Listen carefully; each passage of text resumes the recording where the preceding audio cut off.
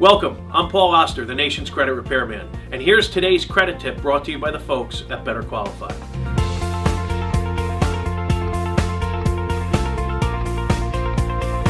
As a certified FICO Pro, I'm often asked, Paul, what's the fastest and easiest way to raise my credit scores? Well, there's really no fast or easy way to do it, but one way that you can get a significant jump in your scores is by paying down your credit card balances.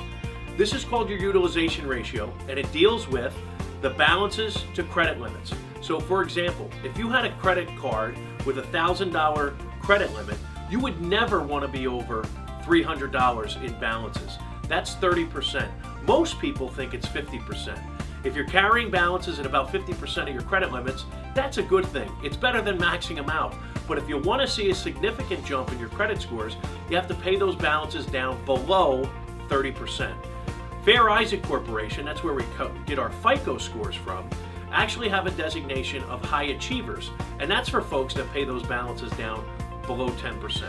So again, one of the fastest, easiest ways to get a jump in your credit scores is to pay down those credit card balances below 30%. This is today's credit tip brought to you by Better Qualified.